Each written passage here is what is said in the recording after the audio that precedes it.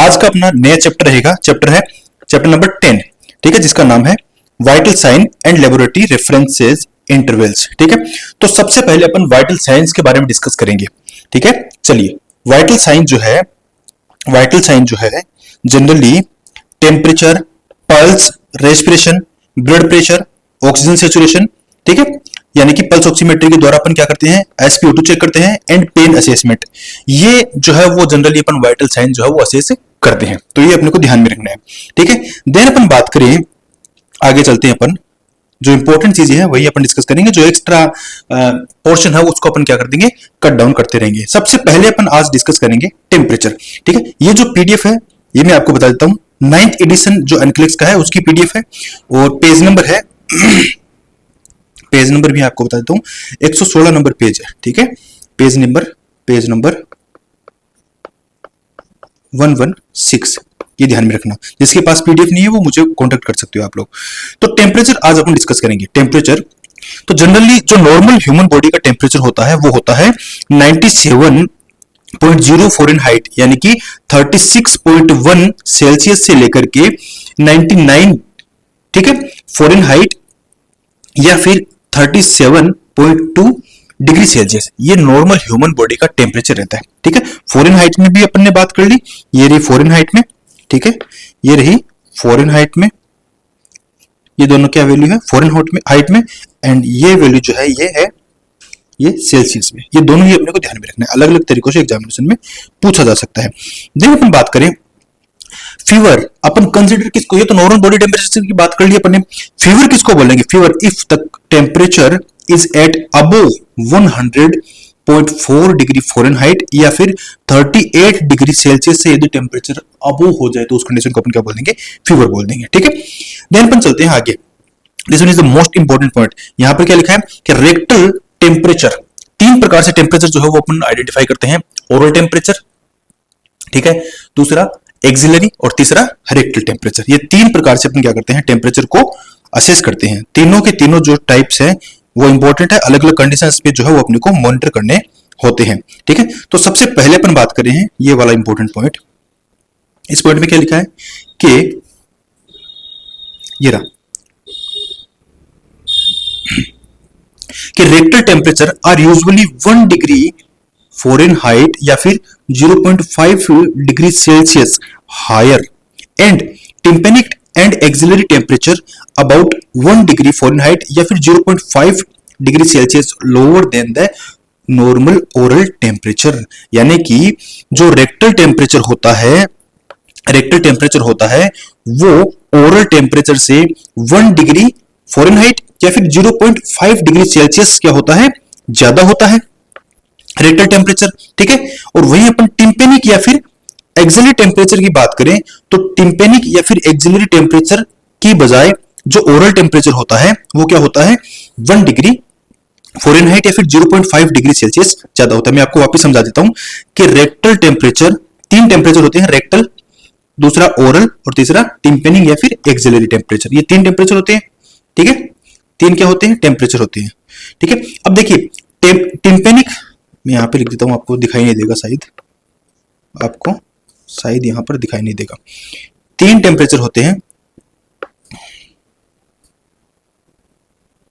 1 second,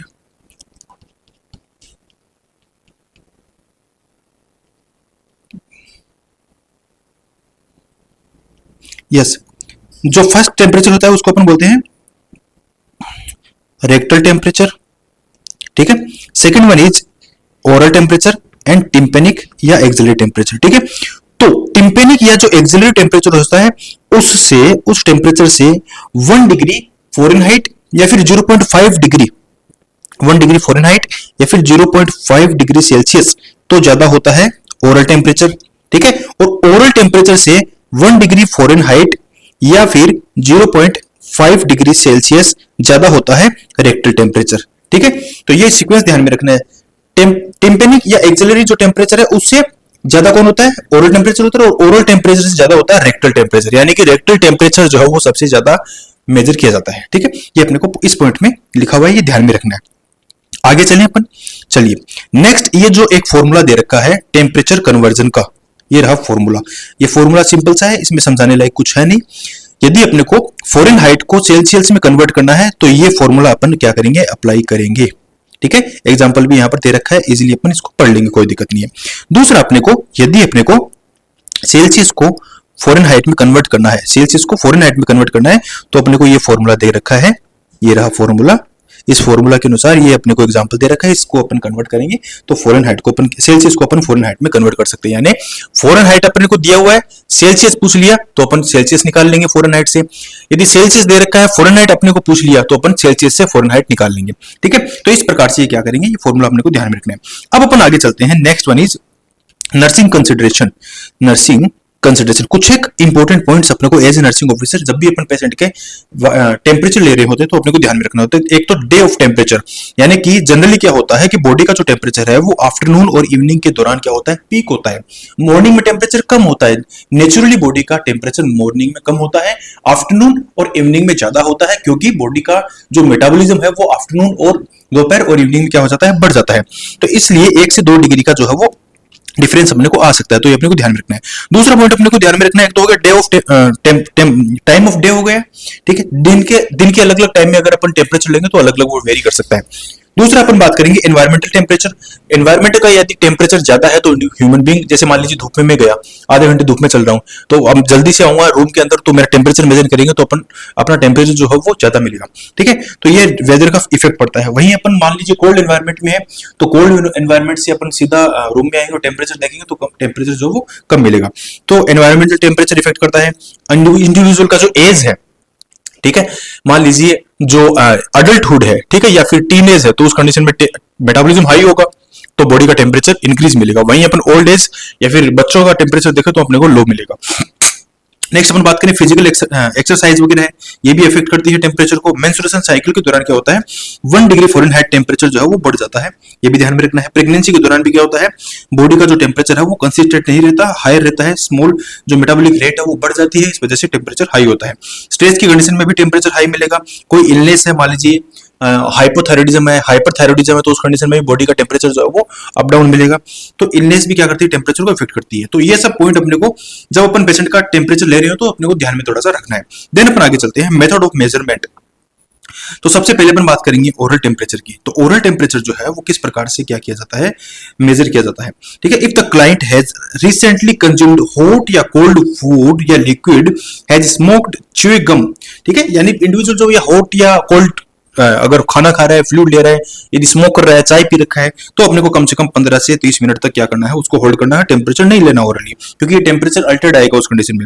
ठीक है, the thermometer is placed under the tongue in one of posterior sublingual pocket, यानी कि जो जीभ का निचला हिस्सा है, इस जीभ का जो निचला हिस्सा है वहां पर क्या करेंगे, थर्मोमीटर का रखेंगे, ताकि अच्छे तरीके से उसको क्या हो सके, ब्लड सप्लाई हो चुके, उस ब्लड सप्लाई के कॉन्टेक्ट में वो आ सके। ये अपने को ध्यान में रखना है।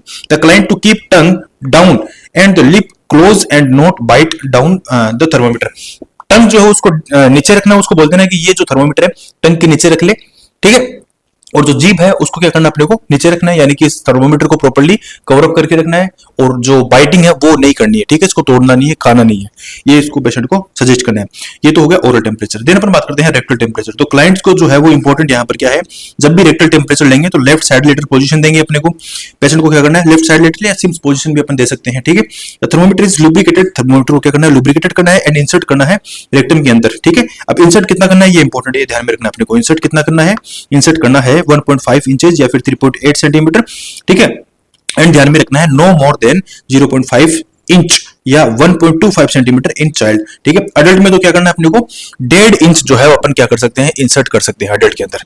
ठीक है, जबकि अपन यदि चाइल्ड की बात करें तो चिल्ड्रन के अंदर ये अपने को स्पेशली ध्यान में रखना है कि चिल्ड्रन के अंदर जो है जो थर्मोमीटर है उसको क्या नहीं करना, मोर देन 1.25 सेंटीमीटर से अबव अपने को इंसर्ट नहीं करना। ये अपने को क्या करना है, ध्यान में रखना है। चिल्ड्रन के अंदर नो मोर देन 0.5 इंच या 1.25 सेंटीमीटर से ज्यादा इंसर्ट नहीं करना, ये ध्यान में रखना है। इंपॉर्टेंट पॉइंट है, छोटे मोटे स्टेट गवर्नमेंट के जो एग्जामिनेशन है वहां से क्वेश्चन बनता है। ठीक है, अब नेक्स्ट इंपॉर्टेंट चीज that is the temperature is not taken रेक्टली। Rectal temperature कौन कौन सी कंडीशन में नहीं लेना है। ठीक है, तो first condition is cardiac client हो, कोई भी कार्डियक क्लाइंट के अंदर अपने को क्या नहीं करना, रेक्टल टेम्परेचर नहीं लेना, क्योंकि ये रेक्टल टेम्परेचर क्या करता है, जैसे अपन थर्मोमीटर को इंसर्ट करेंगे रेक्टम में, वेगस नर्व एक्टिवेटेड हो जाएगी और कार्डियक इफेक्ट जो है वो प्रोड्यूस करेगी, ठीक है। देन हार्ट रेट स्लो कर देती है, ध्यान में रखना ये स्पेशली, ठीक है। And who has undergo rectal surgery, कोई रेक्टल सर्जरी, उसको भी अपन क्या नहीं करेंगे, रेक्टल टेम्परेचर नहीं लेंगे। क्लाइंट विद डायरिया, जिसको डायरिया है, फिकल इंफेक्शन, जिसके अंदर स्टूल जो है वो रुका हुआ बाहर नहीं निकल रहा, उस कंडीशन में रेक्टल टेम्परेचर नहीं लेंगे। रेक्टल ब्लीडिंग की कंडीशन में, ठीक है। तो ये सारी की सारी कंडीशंस में अपने को रेक्टल टेम्परेचर नहीं लेना है। चलिए नेक्स्ट थर्ड वन अपन बात करते हैं, एक्सिलरी टेम्परेचर, ठीक है। तो व्हेन द ओरल टेम्परेचर और other method of temperature measurement are contraindicated, जब ओरल या फिर अदर टेम्परेचर के लेने के मेथड जो है वो कॉन्ट्राइंडिकेटेड हो तो उस कंडीशन में अपन एक्सिलरी टेम्परेचर लेंगे, क्योंकि ये जो है लेस इफेक्टिव टेम्परेचर माना जाता है। Thermometer is placed in clients dry axilla में अपन रखेंगे और अपन टेम्परेचर वहां से ले लेंगे। Next one is tympanic membrane या tympanic temperature, auditory canal is checked for, यानी कि कान से टेम्परेचर लेना, checked for presence of redness, यहाँ पर अपन टेम्परेचर लेने से पहले रेडनेस को देखेंगे, स्वेलिंग, डिस्चार्ज नहीं आ रहा है कोई ईयर से, ठीक है। और फॉरेन बॉडी, कोई फॉरेन बॉडी तो नहीं है कान के अंदर, कोई बाहर से कोई एक्स्ट्रा कोई ऑब्जेक्ट नहीं है कान के अंदर। The probe is inserted, then अपन क्या करेंगे, प्रोब को इंसर्ट करेंगे जो टेम्परेचर लेने वाला है। And probe should not be inserted in client has inflammatory conditions like auditory canal, और if there is discharge from the ear, यदि पेशेंट को कोई ऑडिटरी कैनाल में कोई प्रॉब्लम है, कोई डिस्चार्ज आ रहा है, इन्फेक्शन है और रेडिस मीडिया जैसा लग रहा है अपने को, तो उस कंडीशन में अपन टिम्पेनिक टेम्परेचर नहीं लेंगे।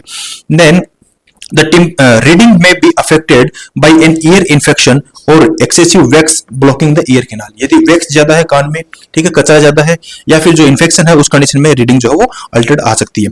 Last one is temporal artery, ठीक है, फोरहेड टेम्परेचर जिसको अपन बोलते हैं, फोरहेड से टेम्परेचर लेना, ये जो टेम्पाडोट वगैरह है, ठीक है, उससे अपन क्या कर सकते हैं, टेम्परेचर जो है ले सकते हैं। तो आज अपन इतना ही पढ़ेंगे, आज अपन ने पढ़ा टेम्परेचर के बारे में, नेक्स्ट क्लास में अपन पढ़ेंगे पल्स के बारे में।